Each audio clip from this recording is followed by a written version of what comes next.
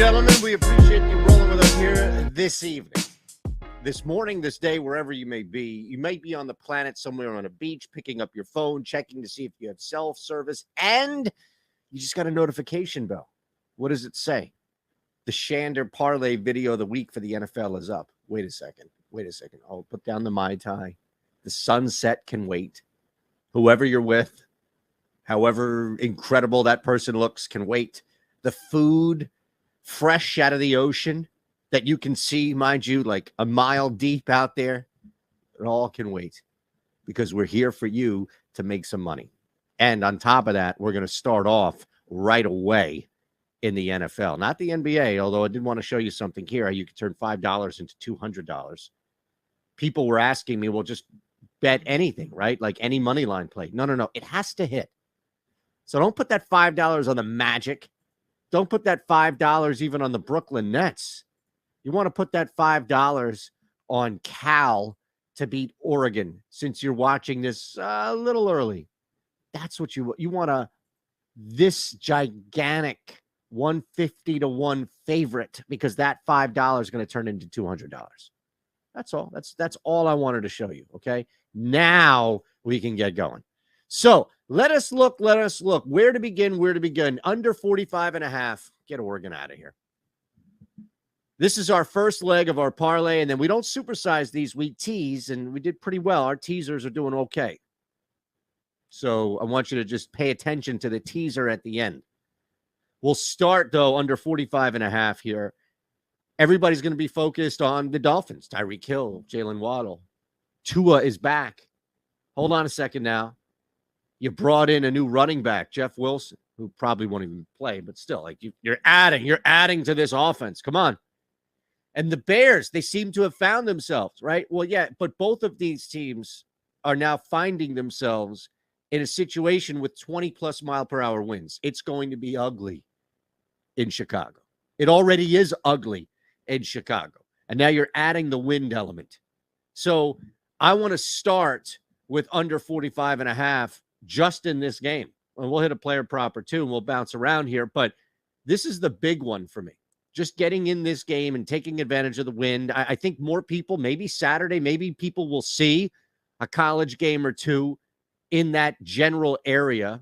Again, Bloomfield is not close per se to downtown Chicago, but you'll see the wind in that part of the country, I would think, be a problem. And it's definitely going to be a problem for Chicago. Under 45.5 would be our first leg. Look, this game has a lot of intrigue. And one thing that should jump out to you is Atlanta. You know right away that the Chargers' rush defense is god-awful.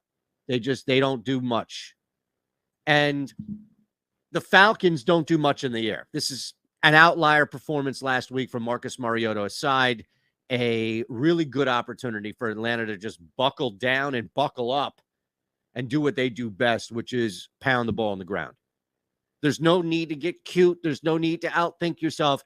Here's what I love about this game, and while we'll go over 33.5 rushing yards for Marcus Mariota, already building this leg here, already building. But the best thing about this bet for me is the Falcons have no choice. I mean, we threw this out in our 5 for 5. You already got that on the Discord before the video was even uploaded. So, again, part of the Discord you want to be. But this part here of the leg makes the most sense because other teams find themselves getting cute. Other teams find themselves outthinking their own moves, not their opponents, and getting into these shootouts with the Chargers that don't exist. And then you look at the box, you look at the game afterwards, and you look back and you ask yourself, how in the world could you possibly not run the ball more? In the Falcons' case, you're not going to be asking that question. And Marcus Mariota, pressure, designed runs, anything in between is going to lead to a couple of escapes or a couple of tucks. And the thing with Mariota applies to him like it does to anybody else. You're going to be able to run on this defense. It's not like you can only be a running back and you're running through the A gap. That's it. You can run all over this Chargers defense, and that's exactly what we want to do. All right, last leg here for you. And you see, there are a couple of different options where we can go, what we can do. That Packers-Lions game is not going to move much. Colts-Raiders game, Raiders-Jags game, I think has a lot of intrigue. But we got to go Rams-Bucks. We have to go Rams-Bucks, and we have to see what we can take advantage of here in a game where Sean McVay just has a strong record against Tampa Bay and Tom Brady. He does. So what I love about this is that was with Bruce Arians and a Super Bowl caliber / winning Bucs team. Todd Bowles is clear. I mean, how many chances is this guy going to get to be a head coach? He is not fit to be a head coach. We know that. Great coordinator. If I can paraphrase Mad Dog Russo here, great coordinator, not a head coach. Not a head coach. He's not. Sean McVay is, and he has proven that against Bruce Arians. Stafford, they don't win this game without 2 in the air. And they are going to win this game, and we're not just going to take them outright. Oh, you think they just win the game? That's fine. Okay. Look, don't think that I don't listen to you. I know you don't think that's all you come out with on these comments. Yeah, Shannon, you couldn't. It should be plus 130. It's not. So that's why I stayed away from the money line. But you're greedy, and that's what you want, so that's what I'll give you. I thought I could give you just a little. You know what? All right. I mean, I don't know what more I can do. Is this easier for you? Because now all of a sudden we can get 2 touchdowns for Matthew Stafford.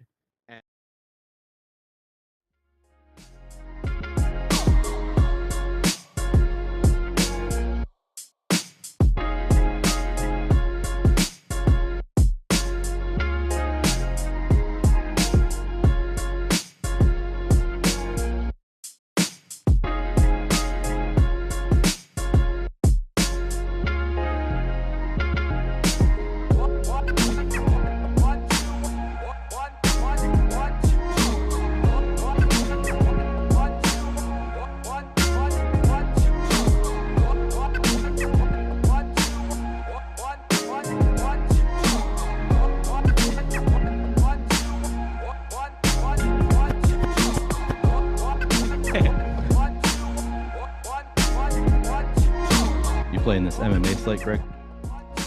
I didn't really have time to build out lineups. I reserved entries for the captain mode. Okay. Just so I have because it's whatever the $15 is like an 81 entry max. So I just threw lineups into that. But for the main one also, some of these cards, it was the same one the other one you and I were talking about, just disaster train wrecks with cards. Did you see? I haven't even done any research yet, to be honest. I don't even know who's fighting. In half the fights, a fighter missed weight. Oh, I did see that. Yeah. Yeah. That's pretty brutal. I also have no idea what that means, in terms of repercussions. Yeah, I'm ready.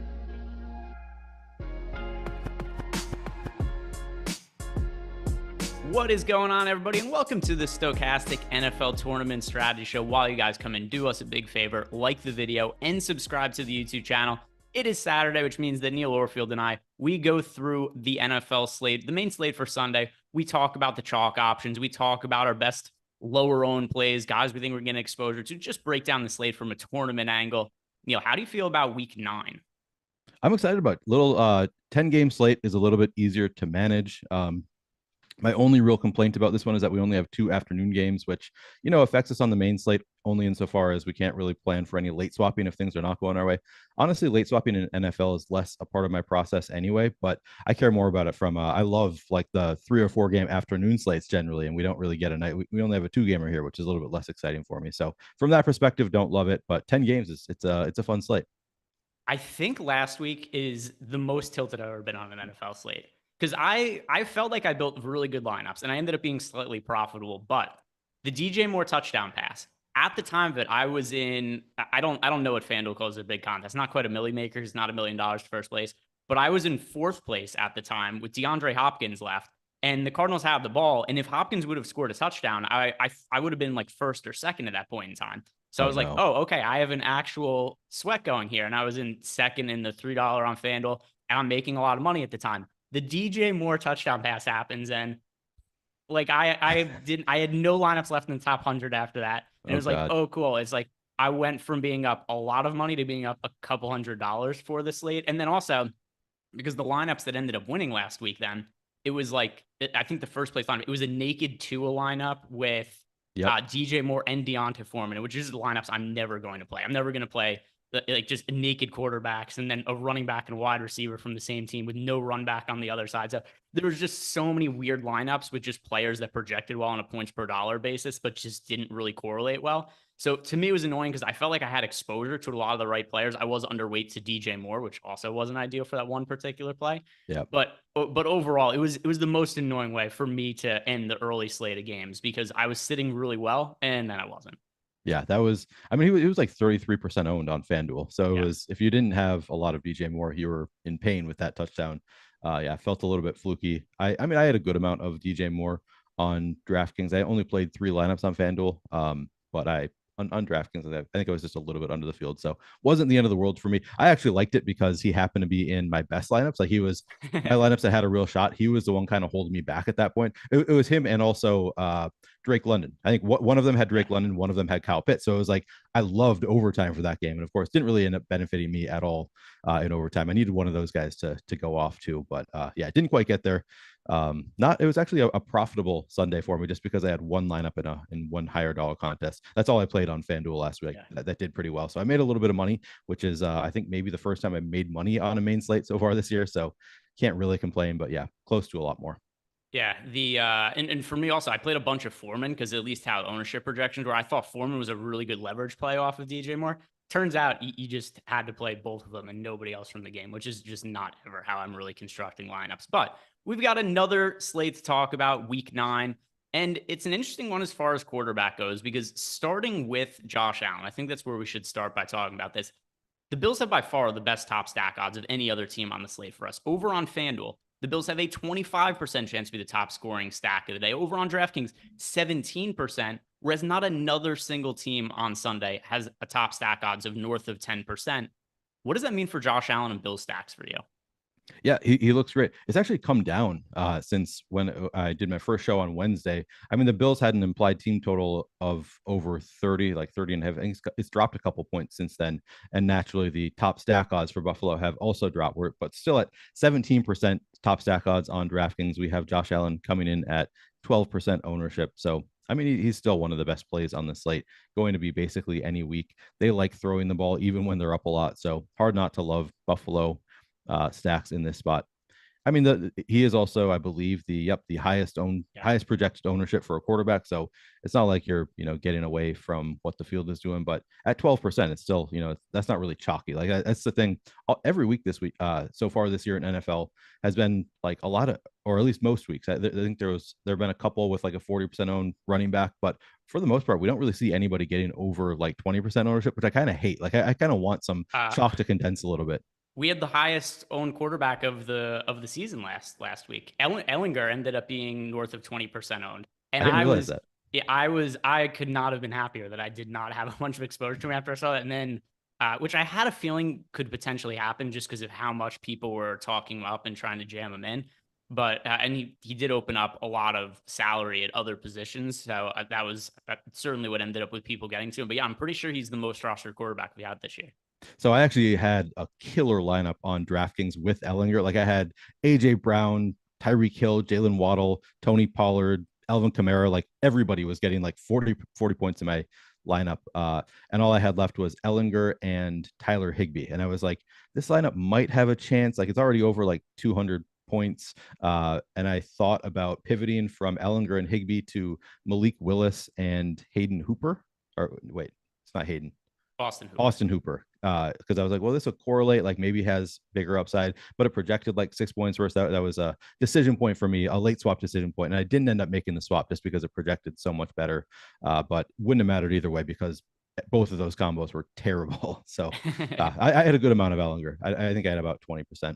Yeah. So I'm pretty sure that was the most popular, but unless there's somebody I'm forgetting about, he was up there. But to the point that you had raised about quarterbacks for this week, I mean, we've got on DK. We've got Josh Allen is projected for north of 10% ownership at 12%. We've got Aaron Rodgers at 10%. By the way, I really do like the chalk on Josh Allen. I guess the only other point that we should bring up when we talk about him is, do we want to run back from the Jets in some of those stacks? Because the Jets offense, it's kind of hard to know who is going to be the primary receiver. The whole situation with Elijah Moore has been a mess.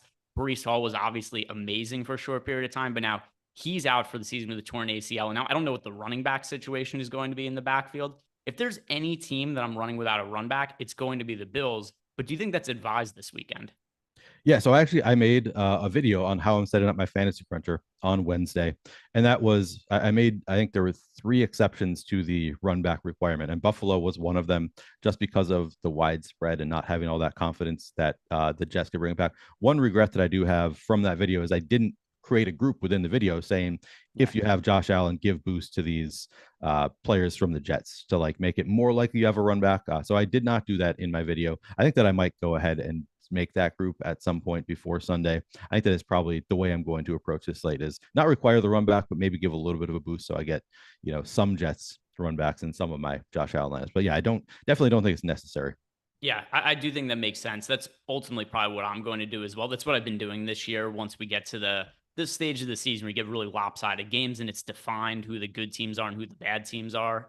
That's where I start to be like, okay, I don't want to force run backs in some of these. The Jets are going to be one of those teams where I don't feel I need a Jet in all of my Bills stacks. The other quarterback that's going to be popular this weekend, Aaron Rodgers. He's projected for north of 10% ownership on DK. FanDuel also right around 10%, 9.7%. Rodgers appears to have fallen off a cliff this year. He could not have aged quicker, and it doesn't help that Devontae Adams isn't in the picture anymore. But there's another element to this, which is that the Detroit Lions have an abysmal pass defense, which is why last week you and I were really talking about the Dolphins passing game, why we were like Tua, why we like Jalen Waddle, why we like Tyreek Hill. Can this be the bounce back spot for Aaron Rodgers? And what do you make of him as being one of the most popular QBs on the slate? I would say it definitely could be that bounce back spot for Aaron Rodgers. I mean, he could just destroy this Detroit defense if he has not completely fallen off, which I'm not sure if he has. Maybe that's just, again, I'm afraid of Aaron Rodgers. I'm gonna be having nightmares about Aaron Rodgers when I'm like 70 and he's dead. I'm gonna have nightmares about Aaron Rodgers coming back and destroying my Vikings. I think that he has a real shot, but currently looking at the top stacks tool, we have Aaron Rodgers at 10.2% ownership. That's come up a lot since we talked about him on Wednesday. We have the Packers with a 4.1% chance of being the top stack. So we have some pretty massive negative leverage on Aaron Rodgers. I don't like it because I kind of want to play him in this Detroit matchup. I think that I'm going to play some Aaron Rodgers. I don't know exactly where I will be relative to the field, but as far as plays with negative leverage on this slate, I think that is one that I'm more likely to eat it and just go with the field there than some of the other negative leverage spots. Just because I do think Aaron Rodgers has always kind of had Detroit's number. So I mean that's not the best reasoning in the world. Generally, you want to trust the data, but I think that it's as good a bounce back spot as you can find. And if he's not complete dust, which I'm not sure if he is, again, because I think that his receivers have also just had really bad drops this year. Like that might be a factor as well. So maybe they start catching some of those balls, and we'll see. He's over-owned, but I might be willing to eat that. One thing when I was talking with Mike before about how like my process is and how I prepare for a lot of these shows, and for me, I do run lineups and try to figure out if the slate is locking down, not exactly to the exact same detail, but when I'm hosting shows and it's before slate locks, I do try to run lineups and just get a sense like, okay, given the information I have now, what kind of exposure would I get to these players? And I still did end up, even with Rodgers looking a little bit negatively leveraged for us, I still landed on around 10% of him. The reason being is because he not only is he cheap relative to what we typically see from Aaron Rodgers, and the matchup is great. All of his wide receivers are also really cheap. If this is just an okay game for the Packers offense, it's hard to imagine that a lot of these players won't just crush because they're priced as one of the cheapest offenses in football right now. Yeah, that's true. Like all of the receiving options are relatively inexpensive. You can also include the running backs in the stacks for the Packers. Aaron Jones, very involved in the passing game, although not to the extent that I thought he was going to be coming into this year. I thought with all the receivers gone, maybe he just goes to, Aaron Jones 8-10 times a game. He has not been doing that, but I think that's within the range of outcomes too. So I think you could potentially consider including Aaron Jones or maybe even AJ Dillon in an Aaron Rodgers stack. So I'm with you. It's such a cheap stack, and then you can also get a little bit different by throwing in Aaron Rodgers is not cheap, but you can get a little bit different by throwing him in the stack too. So it's a stack that makes some sense to me. So that's like the most important chalk to me at the position at QB. Those are the players that are picking up the most ownership. But I'm curious, as far as lower owned quarterbacks go, who are the ones that stand out the most to you? Lower. I mean, depends on what you consider lower. I think we should touch on Joe Burrow coming in at 5.9% projected ownership, 9.9% chance of being the top stack against Carolina. That's another spot where you can think about not doing a run back. I can't remember if that was one. I think there were 3 total. I know that I did not require a run back for Tua, and part of that is the Bears have a really low implied team total, and then also Justin Fields does so much damage with his legs that it's like they could put up points without having anybody else do well for the Bears. Like, they score a couple touchdowns, stay in the game, but maybe Justin Fields has a rushing touchdown. I think that there's ways for Chicago to keep the game relatively close, even without a run back for Chicago. So I think Tua, I guess Tua is an example of, he's only project for 3.5% ownership, 8.5% chance to be in the top stack. We've seen that stack go off, like really go off twice already. I think just twice. Yeah, just twice already so far this year. But Tua's been out. He's missed a few games. So to see it go off that frequently, it's hard not to love that stack if he really is going to be 3.5% owned. Who knows? Maybe we'll get an update on the ownership and that will go up. But as of right now, I'm going to really love Tua at 3.5% ownership. He'll be a big part of my builds. The one you mentioned there that I like the most, or that I gravitated towards the most when I was making lineups, was the Joe Burrow one. And there's a couple of reasons. It's not just that Joe Burrow individually is going under owned.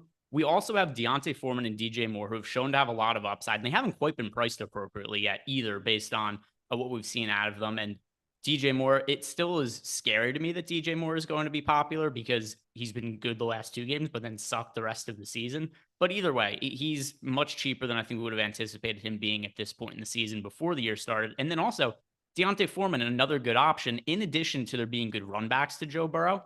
T. Higgins and Tyler Boyd, I also think, are 2 of the most under-owned wide receivers on the slate. So there's so many elements of this game that make sense to me from a GPP standpoint. Joe Mixon too, and we talk about running backs, and he's somebody else who's capable of catching passes. That it just makes sense to me that I would get to them with how I construct my lineups, because if there's a lot of pieces from a game I like and that are also price friendly, I'm going to end up getting to the quarterback. So Joe Burrow, somebody I expect that I'll end up being well overweight to, as I was when I was making lineups this morning. Yeah, and that makes sense, and it's in line with the tools as well. So a lot of good reasons to go to the Bengals stack. Looks like one of the better stack options that we have. They also have an 8.7% chance of being the top value stack, which you can look at that to just gauge whether you're right about these, how cheap they are. In Green Bay, 4.1% chance of being the top stack, but 6.5% chance of being the top value stack as well. So not as negative in that metric as well. So I like that call. I think both Tampa Bay and the Rams, it feels a little bit gross because it doesn't seem like it will be a high scoring game with some pretty good defenses, but we have some pretty good positive leverage. And of course, they're great. Both have pretty solid passing attacks too. So I think both of those stacks make some sense. Tampa Bay coming in at 5% projected ownership, 6% chance of being the top stack. Rams coming in at 2.5% ownership, 5% chance of being the top stack. So a little bit of positive leverage on both of those teams. I've really liked Kyler this year, been trying to make it work, and he's been like adequate. Like he's been pretty good. He just hasn't had that real breakout game where he puts up, 35 and one of his receivers also gets 30 plus. But I still think that is within the range of outcomes, and he looks really good against this Seattle defense. 7% projected ownership, 10% chance of being the top stack. We have DeAndre Hopkins back, makes a lot of sense. So I really like the Arizona stack. Of course, I'm going to be going back to my Vikings, looking good against this Commanders pass funnel defense. 3.2% projected ownership for Cousins, 6.4% chance of being the top stack. We got Jefferson. I don't know if we can play TJ Hawkinson this week. I don't know if he's going to be active, what the situation is there, but if Adam Thielen's available, I can play some Adam Thielen, maybe KJ Osborne, particularly if Adam Thielen is out and or TJ Hawkinson is limited. I think there's a lot of ways to run that Viking stack as well. Yeah, Kyler Murray's one I definitely agree with. He was somebody else I got to in around 10%. And the biggest thing to me, it's Hopkins coming back, not just because Hopkins coming back helps Kyler Murray, but Hopkins being a wide receiver I want to get to just means that also I get to more lineups with Kyler Murray because of when I'm setting up stacking rules. So Hopkins, what's great about this is we know he's getting targets. If Kyler Murray has a big game, DeAndre Hopkins almost certainly is having a big game because his target share, if there was any concerns, how is he going to look physically? Or how is he going to play coming back from a PED suspension? How will it impact his performance? Or how will it impact his chemistry with Kyler Murray? Well, 27 targets through 2 games. He's got 22 of them, over 100 receiving yards in both of them. The workload is probably as high as we could expect from any wide receiver this weekend. Maybe Stephon Diggs is close, but if you were asking me to place a bet on which wide receiver sees the most targets, I would say probably DeAndre Hopkins. And that is just another reason to like Kyler Murray because it's really obvious who to stack him with. Yep. Love the Kyler Murray play. A couple others that we should mention.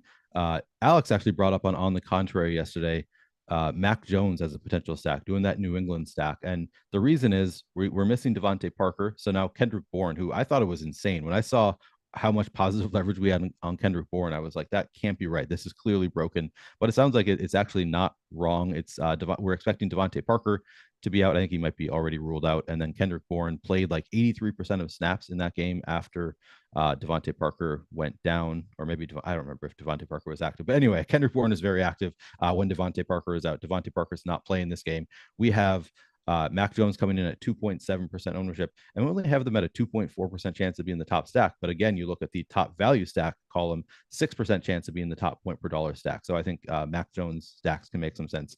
And then I think it was Fanatic. Somebody in chat just brought up Justin Fields. It's at least interesting. So we actually have negative leverage on Justin Fields, 3.6% projected ownership, 0.9% chance of the Bears being the top stack, but they are playing Miami. It's a not great defense, and Justin Fields just seems to be kind of turning it on. He's using his legs more, looking good this week. So I actually think Justin Fields stacks could make some sense. I don't think I would double stack with Justin Fields, probably just a single stack, but I don't hate that call either. And if you guys want access to all the tools that we have over at Stokastic.com, there's a couple of ways to get access to them. First of all, we have a 3-day free trial for anybody who hasn't signed up before. Good way to just test out the tools. If you're about to play a Sunday NFL slate and like, hey, I need some help with projections, sign up for a free 3-day trial, projections, ownership projections, and all of the different tools we have to find the best individual plays on the slate. Also, we have a deal with BetMGM right now, where if you guys do not have a BetMGM account, you could sign up and you're going to get a couple of benefits. Number one, a risk-free bet of up to $1,000. So if your first bet loses, it gets refunded with a free bet of up to $1,000. But also, if you make an account with BetMGM using the link we have below, you get 2 free months of a Stokastic Plus Platinum account. So if you just want to take advantage of our tools and projections, you want a cheap way to get in, it only takes a minimum $10 deposit over at BetMGM. And when that first bet is settled, you're going to get 2 free months of Stokastic Plus Platinum. So these are really good offers to get different ways to see our projections, ownership projections. And I think it's a really good offer to take advantage of while it's out there. Let's talk about the running backs now. And not really a slate where I'm getting to a lot of the pay up options, Neil. So I'm curious to see what you make of some of the expensive running backs, because at least for me, a lot of my lineups kind of came out in the mid-range, right? Like guys like Etienne, Joe Mixon. That's really the price range I ended up getting to at the running back position. Whereas if you look at some of the pay up options on the slate, it's not like they're bad options, but it just didn't really fit into how I was building my lineups, particularly from a points per dollar sense, because it's not like there's an influx of value this weekend. So guys like Austin Eckler, Dalvin Cook, I guess Aaron Jones is expensive, but there's a price tier, and of the most expensive guys, the Eckler, the Cook tier, I just found it hard to get to them a whole bunch. Yeah, it's interesting. So I'm just looking at ownership, like who's getting the most ownership. And of those guys, really only Austin Eckler. I mean, as you said, Aaron Jones is 7,400. Josh Jacobs is 7,300. These guys are, sort of expensive, but Austin Eckler is the only really expensive running back who's getting some ownership this week. And I'm willing to play some Austin Eckler against this Falcons defense. He is 8,800. So I would say that he is an example of a pay up option that I'm willing to play. Let me sort by salary here. And then, I mean, we have a $10,000 salary gap between Austin Eckler and Dalvin Cook. I think I prefer Austin Eckler there, as much as I hate to say it. I'd love to play some Cook, but I think Eckler is just such a better matchup. He is 1,000 more expensive. He's getting triple the ownership of Dalvin Cook, not quite triple. But he also, we have Austin Eckler optimal 14% of the time, Dalvin Cook optimal just 2.9% of the time. So I think that I can see myself getting to some Eckler, but yeah, I'm not going to be getting to 20%. I don't think I'll be like above the field on Eckler, unless, I mean, things could change between now and tomorrow. We already have had some value options opening up, and who knows what happens. We could have more, in which case the more value options that open up, the better Austin Eckler is going to look at 8,800 against this Falcons defense. But currently I would expect I'll be a little bit under the field on Austin Eckler. hard for me to really want to play a ton of Delvin Cook against this Commanders defense. It's a pass funnel defense. He's 7,800. I mean, certainly wouldn't shock anybody if Delvin Cook ends up scoring 2 or 3 touchdowns, but 6.5% of the field is there, and it's probably just not likely enough that I'm going to be taking a ton of chances there. Aaron Jones, I love against this Detroit defense. I could see Green Bay. I mean, we saw it in the last game. They just wanted to run the ball. They just ran the ball over and over. Aaron Jones at 7,400 against this Detroit defense.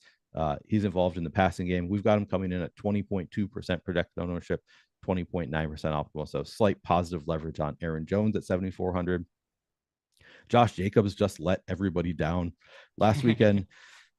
He's 7,300. We still have him projected for 20.4% ownership. Do you think that'll hold? Like I could see just people don't want to play him. People have been hesitant to play him. Now they finally have that excuse to not play him after seeing him fail. I could see Josh Jacobs actually coming in lower owned than 20%. And we have essentially neutral, 20.4% ownership, 20% optimal. So essentially neutral play for Josh Jacobs. And it would not surprise me to see that ownership go down. Do you think that's a good assessment, or do you think he gets there? He projects really well, and I know that's something that ultimately drives ownership more than anything. But yeah. I do think there is a point in football where it's so much more based on recency bias than other sports, because it's especially something like the Millie Maker. It gets so much more public action, say a random basketball slate on a Thursday, or a baseball slate that might happen, where that's even more driven by projections. So I could definitely see it happening, especially because we saw him get steamed up so much because he had that stretch, 3 games in a row of 30 plus fantasy points, and was just smashing week after week after week. And then finally last week he lets down, but he's still been fantastic for the season. I think it was only the second game all year he's averaged less than 5 yards per carry. So I think there's a couple of things happening here. Number one, there aren't that many pay up options at running back. And it's even something like before, Austin Eckler right now is my 6th most rostered running back. I'm still underweight to the field on him because of the kind of ownership that he's approaching. But ultimately, I do agree with you. I think Jacobs probably comes in a little bit less owned. Something else also that I wouldn't be surprised, I think Deion Jackson could end up becoming really popular. I think that's a good point. Yeah, I think we're going to need an update in the boom bust tool, but that will definitely affect things. I think you're right that Deion Jackson is going to be a fairly popular play. He's 5,200 with no Jonathan Taylor there. Yeah, I think you're right. We've got him at 10% projected ownership right now. So I guess maybe we have already accounted for it to some extent, but I think might go up from there, and the optimal odds might continue to rise as well. So that's a good call. Definitely. By the way, also, I'm so right now, once again, I'm just building lineups with the information I have at hand on a Saturday morning. It's far removed from the slate. I would not be surprised if Deion Jackson just becomes super chalk on this slate, because I think he should project really, really well. There's a couple things at play here. Number one, he destroyed the last time we saw him start at running back for the Colts, and the passing game work was absurd. He got 10 targets. He caught 10 of them for 79 yards. Also, there's no Nyheim Hines right now. Jonathan Taylor, he's already been ruled out in advance. So unless this is a situation where Zach Moss is going to end up playing and taking on a big role, which, by the way, the team has already said that might not be the case. He might not be ready by Sunday. So if we find out that he is going to be ruled out, this is going to be another game where I think Deion Jackson basically plays the Le'Veon Bell role that used to be for the Steelers, where it's just a lot of passing game work on the field almost every play, because that's what we saw in week 6 against the Jaguars. So we need a little bit more information here, but we do have Frank Reach telling reporters that Deion Jackson was going to be the guy, whatever that is supposed to mean. I know coaches across all sports, dirty, filthy liars. They're not to be trusted. But we've seen this play out before, and he was the guy, and I tend to think that's going to be the case again. Yeah, I could definitely see that be the case. All right, I had a few things that I wanted to respond to, mostly in chat.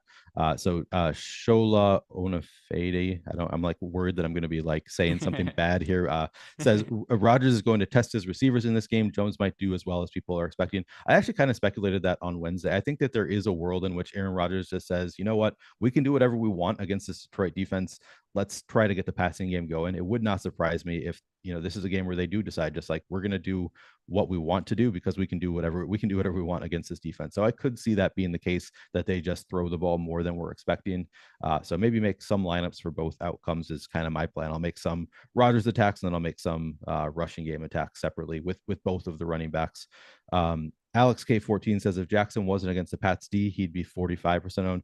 I just want to point out that the Pats D has not been great against the rush. Like we think of the Pats D as being pretty good in general, but they've been 27th against the rush in terms of DVOA so far this year, 5th against the pass. So it could be a spot where Deion Jackson just gets a ton of usage because the Patriots defense is so bad, at least within the range of outcomes.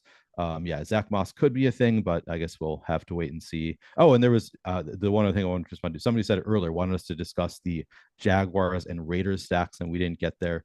They don't neither look stack great in our tools. We have negative leverage on each. We have 7.7% projected ownership on Trevor Lawrence, 2.1% chance of being the top stack, 4.9% chance of being the top value stack. And then on Derek Carr, 7.6% ownership, 4.2% chance of being the top stack, 4.6% chance of being the top value stack. So just not one of my favorite spots. I understand you can make a case for each, certainly, but not like a place that I'm really trying to get to too much. I'm probably going to be under the field on those spots. By the way, Twitter is about to blow up. Rudy Gobert, health protocols ruled out today. Oh my God. Can you, I just got that notification on my phone. I could only imagine the takes on Twitter about this. It's going to be good. Are we going to shut down the world again? I think we're going to shut down the world again. Well, he's the one who started COVID to begin with. I know, exactly. It's people are going to go nuts. Also related, I just bet the Oklahoma City Thunder at +8.5 because Giannis Antetokounmpo got downgraded to questionable. I don't think he plays today. So anybody he played that game last night against Rudy Gobert. So yeah. So who knows? Is conspiracy theory at play? But anybody who's betting, I think that was worth mentioning there. 1:30 is when the big NBA news report usually drops. So as far as the other running backs go on this slate, just somebody to reiterate, talked about before with Joe Mixon. Mixon hasn't really had a ceiling game this year. He's been pretty consistent, right around like 12 to 18 fantasy points as far as DK is concerned. I love this matchup for him against the Panthers. I think this is a spot where we could see a really high scoring game. This game, the total isn't all that high at 42.5, but there aren't that many games with high totals. We have 0 games with a total over 50. We've got Falcons Chargers at 49.5. We've got the Lions Packers game, which we've been talking about, at 49.5. I wouldn't be surprised if the Bengals-Panthers game turns into a little bit more of a shootout than maybe what the spread indicates, because we've seen that in other Bengals games, like the Bengals-Falcons game, for instance. And I think there's so much opportunity for a lot of these guys who are not popular and are also underpriced relative to what we would normally expect. Joe Burrow, Joe Mixon, Tyler Boyd, T. Higgins, that we're going to talk about in a little bit. I'm going to be loading up on the Bengals offense relative to their ownership, and Mixon's a part of that. Yeah, that makes some sense. He's 6,500. We've got Mixon coming in at 17.5% projected ownership. So he is one of that like top tier. There are essentially 7 running backs getting significant ownership. That doesn't account for it. Now, Deontay Foreman is jumping into that group, and I think Deion Jackson might as well. So we could actually see Joe Mixon's ownership come down from 17.5% too. We have him 14% optimal. So he looks good in the tools. I think it makes sense against the Panthers. They might just run the ball down their throats. The only downside is the Panthers have been decent against they're 7th against the rush so far this year in terms of DVOA. So actually good against the rush so far. They have been more of a pass funnel, 27th against the pass. But I think the Bengals are going to be able to move the ball. It's not the biggest concern for me. So yeah, I think Joe Mixon can make some sense. You mentioned earlier that you like some of these cheaper guys, and I think that we should talk about who those guys are. They all look great. Ramondre Stevenson at 6,200 looks phenomenal. 21% ownership, 26% chance of being optimal. Gotta love Ramondre Stevenson. Travis Etienne looks great. 26% ownership, 24% chance of being optimal. So slight negative leverage, but he's 6,300. He's the guy in Jacksonville now, and only slight negative leverage. So you're going to need to have chalk somewhere in your lineup. Generally, it's good to have players that just project well. These guys are going to project fantastically. Kenneth Walker, 6,200, 18% ownership, 18% chance of being optimal. Solid play there. You mentioned Joe Mixon. Leonard Fournette looks okay, 6,600. He's coming in at 9.2% ownership, 10.8% chance of being optimal against the Rams. Fournette, can make some. I mean, the Rams are 4th against the rush this year, so it's not my favorite play in the world, but looks good in the Sims. Tyler Algier looked good. I think Cordero Patterson's probably playing, so we can probably throw him out. I guess we'll have to wait and see what happens tomorrow. David Montgomery, 2.7% projected ownership for David Montgomery, 6.6% chance of being optimal. I think it makes some sense to go to David Montgomery. Feels a little bit gross, but against this Dolphins defense, once again, it's a pretty good spot for the Bears. 20.5 implied team total.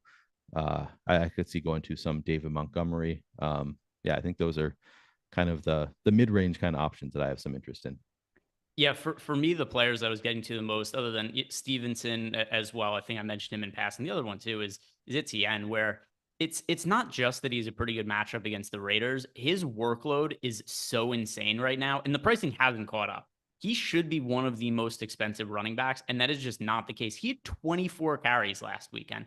And then also, if they get behind in a game in a significant way, he's going to be involved in the passing game because that was what his role was at the beginning of the year. Was James Robinson was the guy running the football, but they were using Etienne kind of in that third down / come from behind type role where he was catching passes. He's just going to be on the field constantly for these guys. I think it's kind of a turning over of the guard at running back a little bit this year. We're starting to see new guys emerge. Josh Jacobs being one of them who out of nowhere kind of became a workhorse for the Raiders. And Etienne looks like another one of these guys. So I'm going to be getting to a whole bunch. And I think he's probably going to be like $1,500 more expensive a couple weeks from now. Yeah, I think you're probably right. He is just getting so much of the workload. And as you said, you could also include him in your Trevor Lawrence stacks. If you want to stack that game, maybe that's a way to get a little bit unique. I don't know. Maybe people will get there, but I think people tend to just want to stack the quarterback with receivers and tight ends. So maybe you could pair Travis Etienne as part of that stack, and that would make some sense too. So I like that call. Yeah, I think that we've covered most of the guys that we really need to talk about kind of at the top here. Who else looks good to you? I'm just I wanted to also say one thing on the Tyler Algier. It's really hard to figure out some of the ownership projections and the leverage scores in the boom bust tool when there's players who are listed as questionable, because sometimes the projection, because one thing, you can only make one projection set for a player. So you either have to assume they're in, you have to assume they're out, or you give them somewhat limited workload, and probably none of them are exactly totally accurate unless you just guess right on whether a player is going to be in or out. So that does screw with stuff where like Tyler Algier, yeah, he looks like a really good leverage play right now. But a couple of things why that would make it kind of hard to just look at the data a day in advance. Number one, if Cordell Patterson plays, then he's totally out of the mix. And then point two, if Cordell Patterson's out, Algier's ownership probably goes up, and then the leverage score goes down. So we'll need an update on that tomorrow. Guys, like the video, subscribe to the YouTube channel, and check out the NBA NFL Live Before Lock show we do tomorrow, because it's the most extensive show that we do on the channel. We also got a super chat here from Jason Quinones. He says, pick 2 for a half-point PPR, Monty, CEH, Metcalf, Duvernay.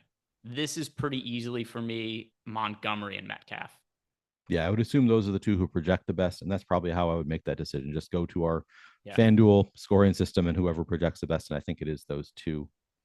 I don't have my projections pulled up right now, but I would assume that's pretty safe to say. I think I'm with you there. Let's head on over to the wide receivers. Actually, can I say one thing? Oh, yeah, go ahead. We're missing. So I said earlier that I like AJ Dillon. He has negative leverage in this spot. I think I'm still willing to go to AJ Dillon. He had 10 carries, just one target last game, but we're only 3 games removed from AJ Dillon having 10 carries with 6 targets.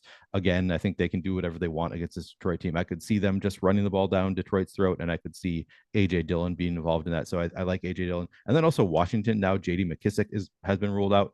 I think Antonio Gibson might look pretty interesting, and maybe even Brian Robinson with JD McKissic. We don't have that 3-headed monster that we've been worried about against a pretty, mediocre to bad Vikings defense. I think Antonio Gibson at 5,500, you could do a little bit worse. We do have negative leverage there on Antonio Gibson. So not the best spot in the world, but I think I'll play some against the Vikings defense, and then Brian Robinson as well. We only have 0.7% projected ownership on Brian Robinson. Maybe he gets a little bit more involved with JD McKissic out too. So those are just a couple that I wanted to throw out there before we move on, but I'm ready.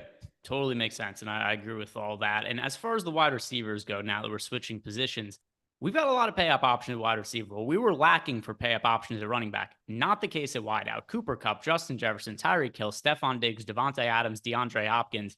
I kind of alluded to earlier who my favorite of the group is, Neil. But I'm curious, do you have a favorite pay-up option at wideout this weekend?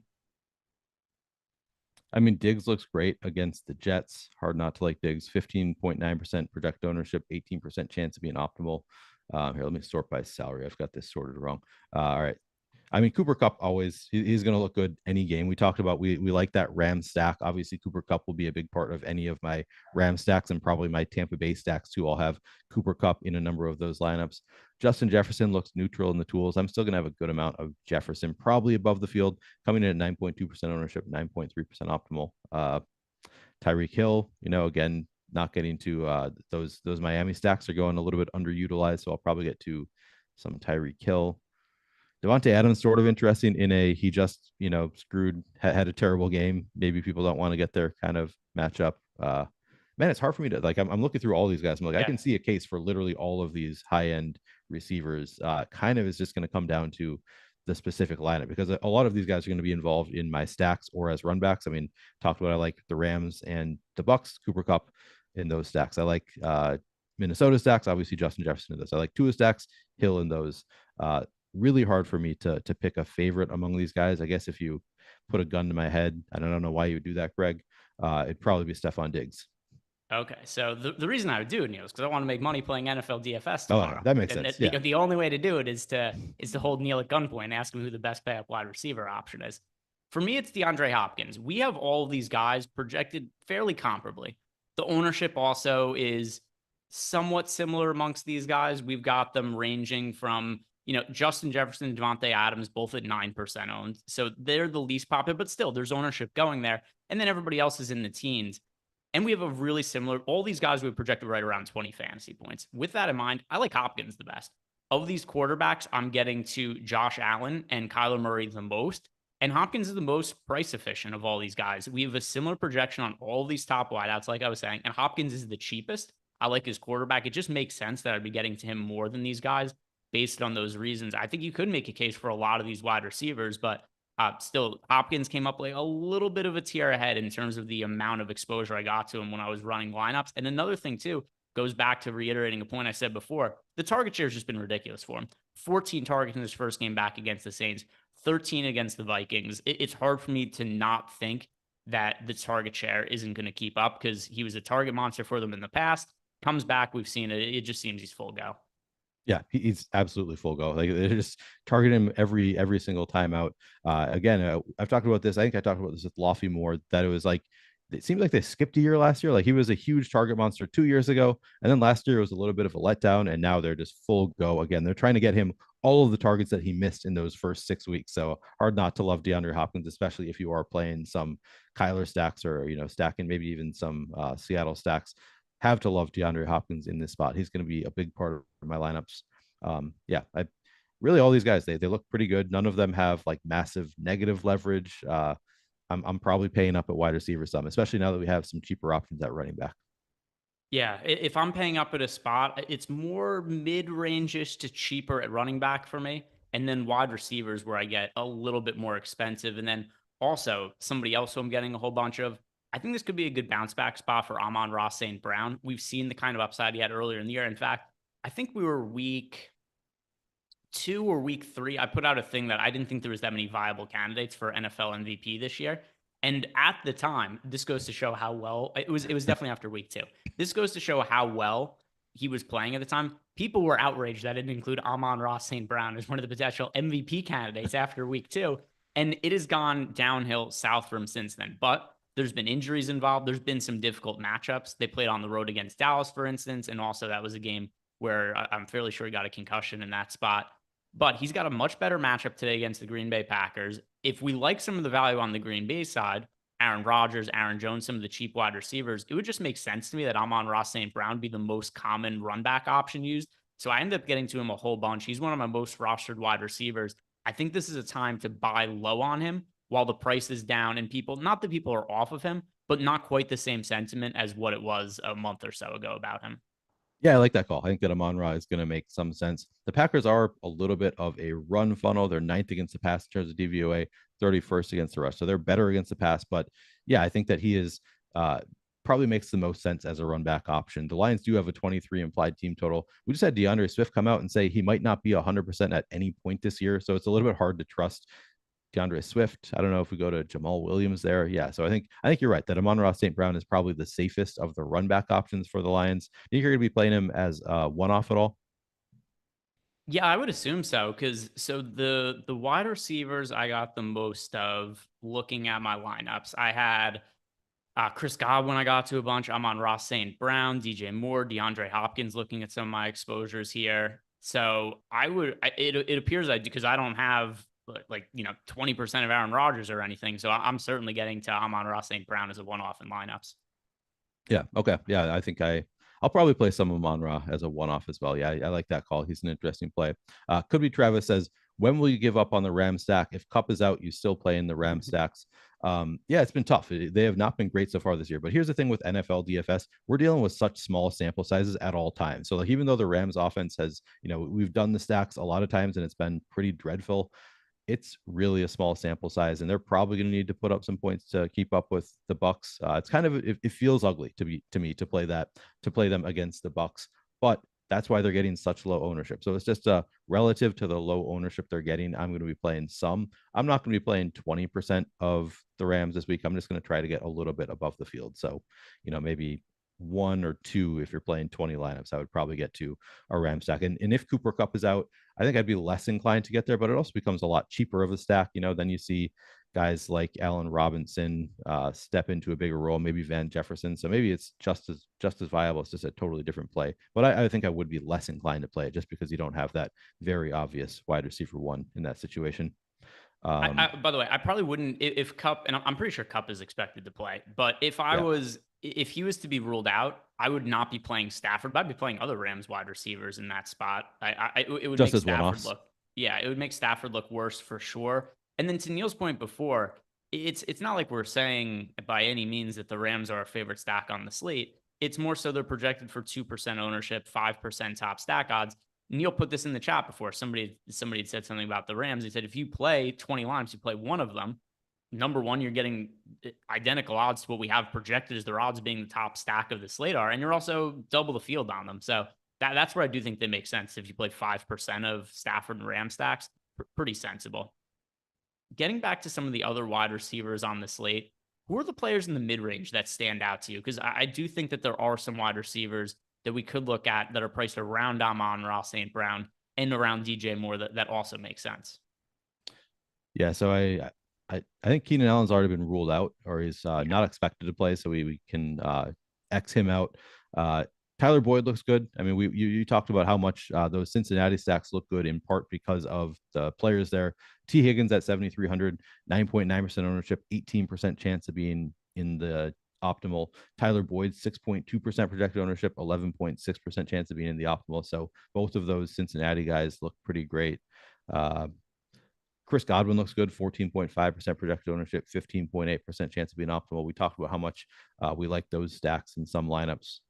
It's going to make some sense to have Chris Godwin in Tampa Bay stacks or as a run back to some Ram stacks. I'm going to go to some Adam Thielen again against this. He's another one who has been costing me some money this year. I keep trying to make Adam Thielen a thing, and Adam Thielen, it's just not happening so far. But if he's healthy, I'm probably going back to some Adam Thielen. Probably play some Terry McLaurin. Now he's got Taylor Heineke back. He's got a bigger target share with Taylor Heineke against a pretty bad Vikings defense. We do have a little bit of negative leverage on both of those guys, 8.4% ownership on Terry McLaurin, 7.7% chance of being optimal. DJ Moore, again, looks great. I think you talked about him when you talked about Bengals stacks. That DJ Moore, again, we've got him coming in at 13% projected ownership, 17% chance of being optimal at 5,800. So DJ Moore makes sense again. Maybe Greg's just going to jam him so he can't break his heart again. Or I guess he'll have to break your heart in a different way if you play some DJ Moore. But yeah, coming in a little bit under-owned. Jacoby Myers, we talked about that Patriots stack, which again got a little bit of pushback. Jacoby Myers coming in at 8.4% ownership, 13.2% chance of being in the optimal. He is the wide receiver one pretty clearly for the Patriots this week. He's 5,400, no Devontae Parker, so he gets a little bit of a boost there. Anybody else that stands out to you in the middle? I guess Drake London, 7.8% ownership, 15% chance of being optimal. I think Alex actually brought up Drake London yesterday and on the contrary as a play he really likes. He just hasn't really done it, but the opportunity has been there. He's only 4,900. The problem I have with it is just that Atlanta doesn't throw the ball a lot, and they didn't throw the ball a lot in the last game against Cincinnati, even when they got down a lot, which was really frustrating. But maybe they learn from their mistakes. They're playing against the Chargers, so it's they're probably going to need to throw the ball to keep up. So I like some Drake London. And anybody else that you want to call out there? So that's my final talking point about wide receiver. The game with the highest total on the slate is the Falcons and the Chargers. The Chargers defense has been underwhelming this year. The Falcons offense does have Marcus Mariota as the quarterback. He's not been great this year, but has also been put into a lot of difficult matchups. So he's somebody who last week I bet the over on his passing yardage prop. If I remember correctly, it was 158 yards. Very low passing prop. Did he have the best game? No, but he easily hit the over on it because it was so low. I did the same this week, 179.5. I bet the over on that mark. it's a really good matchup for him against the Chargers when you consider the pace of play. 49.5 total, one of the only games with a high total on the slate. And if we do look at some of the matchups, just to reference what I said before about Mariota, like, yeah, he struggled in games against Cleveland, Tampa Bay, San Francisco, but those are just really tough matchups that I don't think we should have expected him to succeed in. This is a better spot for him. So a couple of things. Number one, I agree with you. I think Drake London looks good. We've seen upside from him in the past, even if he hasn't shown it in the last few weeks. But also on the Chargers side of the game, there's no Mike Williams, there's no Keenan Allen, and DeAndre Carter was just downgraded to questionable. There could be a ton of value in the Chargers wide receiving core if we also find out that Carter isn't able to play. So the question you asked me is, who else do I like in the mid-range? I think Josh Palmer looks good and potentially really good if Carter is also ruled out. This could be a game with a lot of cost-effective options with a really high total. This I think is a good value game to get exposure to. Yeah, actually, I thought that Josh Palmer was cheaper. I was going to scroll down and try and find Josh Palmer. Didn't realize that he's right there in the mid range. Yeah, we've got Josh Palmer. We have negative leverage right now, but that's going to change once we get Keenan Allen out. He's 5,100, 12.4% projected ownership. We currently only have him at a 5.6% chance of being optimal. That's clearly going to go up against this Falcons defense. I like Josh Palmer quite a bit. And then Michael Bandy will be interesting. I believe TJ brought him up yesterday on the contrary.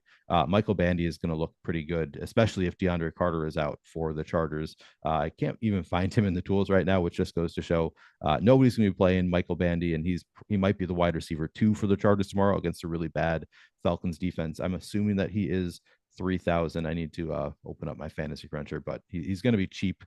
So I'm going to want to play some Michael Bandy as well.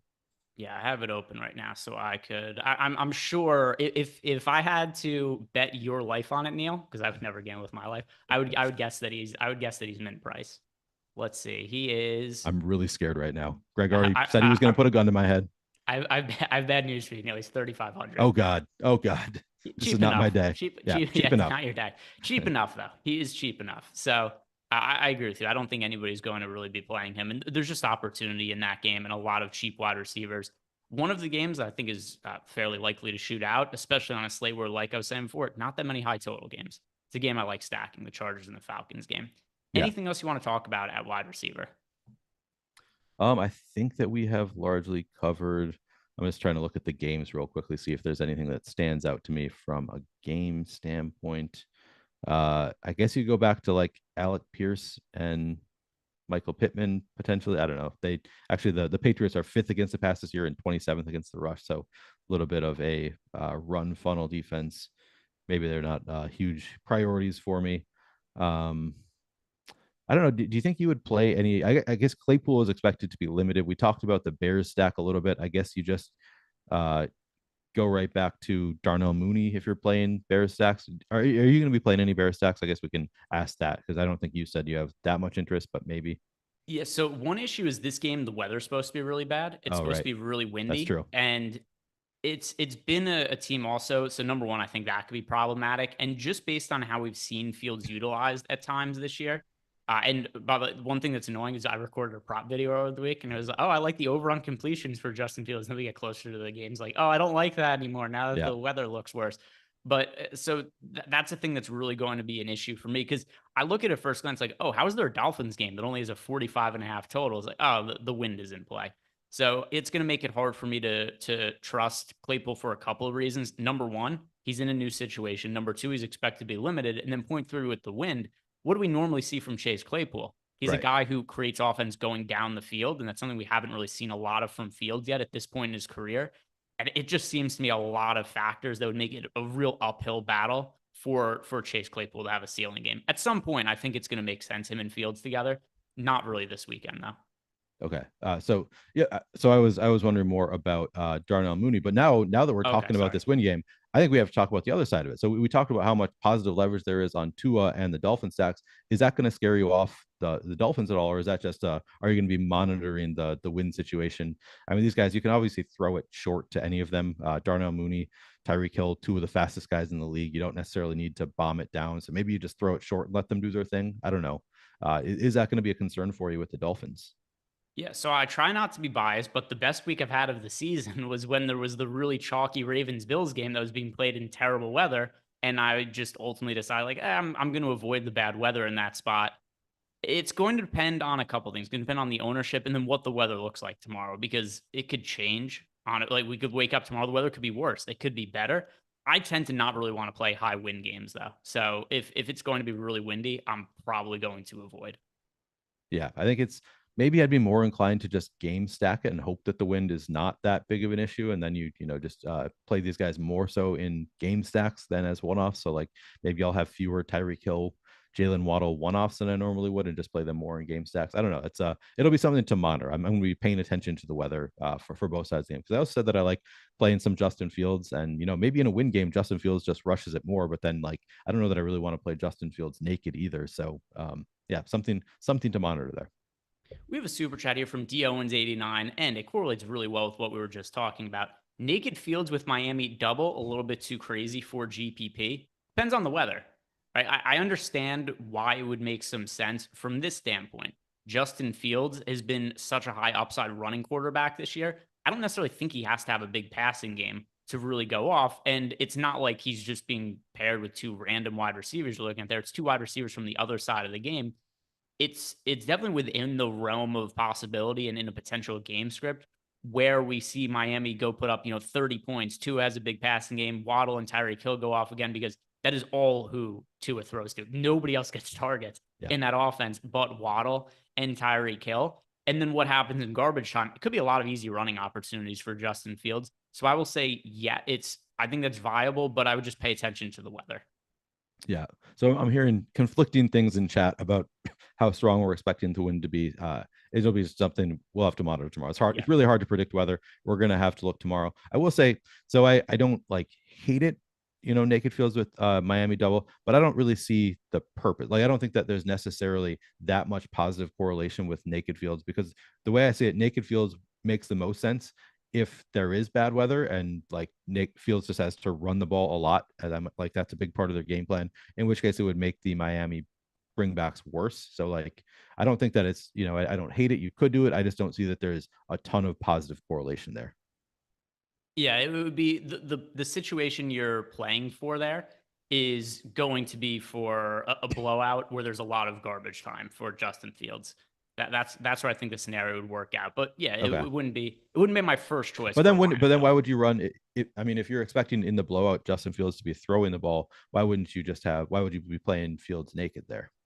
Yeah, no, I think unless he doesn't like any of the wide receivers. Okay. And it could also just be running upside for Justin Fields in garbage time as well. True. Okay. Today's show is sponsored by Prize Picks. And if you guys have not signed up at Prize Picks yet, here's why you're going to want to do it. You click on the link below and sign up for the first time. Get up to $100 bonus on your first deposit. And over at Stokastic.com, we have projections that are going to help you make some money over at Prize Picks. So we've got our over-unders for player props. It's going to give you our player projections, odds for those props, that overs and unders. So really simple. You could look at some of the data. We have an odd shopper and some of the props tools over on the site.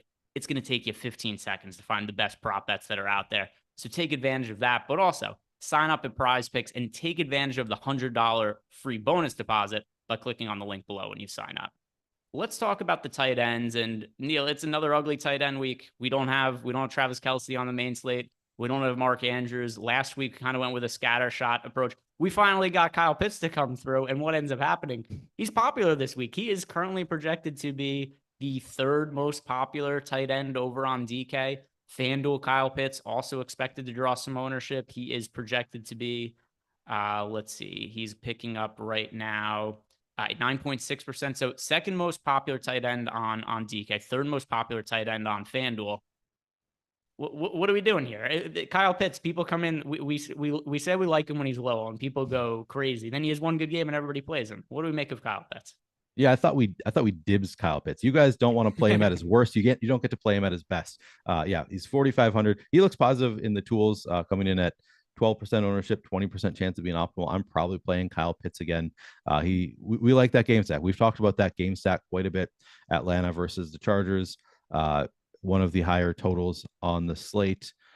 We talked about Drake London being a guy you can play in that game stack. Kyle Pitts, obviously, taking up that tight end position for 4,500 is going to be a big part of those game stacks as well. And I will have Kyle Pitts as a one-off as well. He just looks really great in the tools in terms of optimal odds. Tyler Higbee, again, I don't love it as much this week, but of course he looks great in the tools. 11% ownership, 14% chance to be an optimal. He's only 3,700. He's going to make some sense. Robert Tonyan, we talked about that Packers versus Lions game. He's going to be a big part of my Aaron Rodgers stacks. 14.7% ownership, 14.1% optimal. I think I'm really going to be focusing on Gerald Everett.